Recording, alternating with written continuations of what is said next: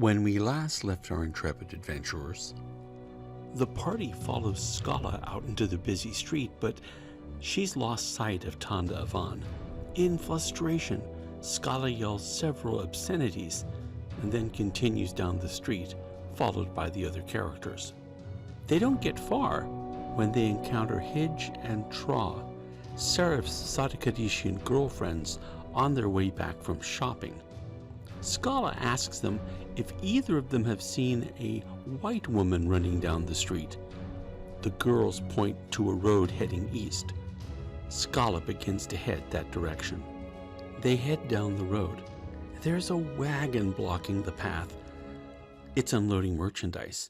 Scala screams at the wagon to move out of the way, when suddenly the cloth on the sides of the wagon is pulled up to reveal a brace of Northern Deserata soldiers armed with crossbows. They fire into the group of characters. A bolt misses Akai's head as she quickly ducks. Marcus takes one in the chest, and a red stain begins to spread on his leather armor. Kebridane gets hit in the shoulder, and he staggers, trying to remain upright. The soldiers in the wagon slowly start to reload. More soldiers armed with spears pour out of the surrounding buildings. The soldiers lower their spears and slowly walk forward. As the party moves back to receive the charge, Hidge and Tra begin attacking Seraph and Kebridane in the back of the party.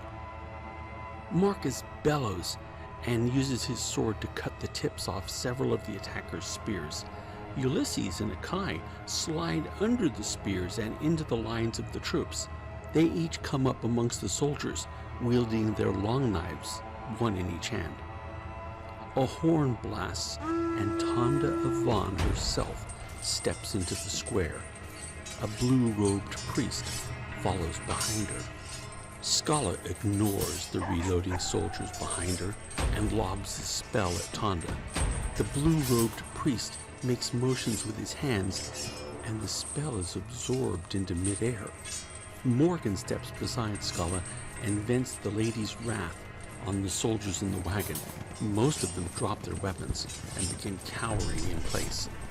Kebridane leans against a wall to recover his breath, when suddenly Hidge and Tra pin him to the wall and prepare to slit his throat. But Seraph pushes them back. Seraph yells the only Sadikadishian phrase he knows, Karan Shiha, which means, bring me more beer. It's not the best battle cry in the world, but the two women are taken back by it, and they run off. Ulysses and Akai decide to duck into a store to use some healing potions, but the soldiers follow them, hacking at them as they go. Eventually, they end up in a tight alley, where Akai and Ulysses, wielding knives, have an advantage over the spears of the soldiers. More and more soldiers begin emptying into the square. Some of them manage to get Scala separated from the party and form a tight fighting lane around her, with Tanda Avan at the tip of it. Seraph tries to come to Scala's aid by getting round the flank, but is slowed by the additional troops entering the street. Morgan stands back to back with Marcus, wielding her staff, as the paladin chops at the soldiers' spears. In a fit of desperation, Morgan lets loose a blast of the lady's power that drives the soldiers back from her friend. Morgan leaps at Tanda Avan. They wrestle on the ground, and as the two women fight, the blue-clad priest tries to escape with Tanda Avan by moving them both onto the ethereal plane. But they are pulled back by Scala and her magic. Once they are dragged back to the prime material, Morgan unleashes a spell that blinds Tanda and greatly weakens the priest. Again, the priest takes himself and Avan to the ethereal plane, and this time, Scala cannot reach them to bring them back. The troops begin to give way and slowly retreat. The party is standing in what a few minutes ago was a normal city street that has been turned into a charnel house. The dead and the dying lay everywhere. Despite the minor victory, many of the party members are wounded.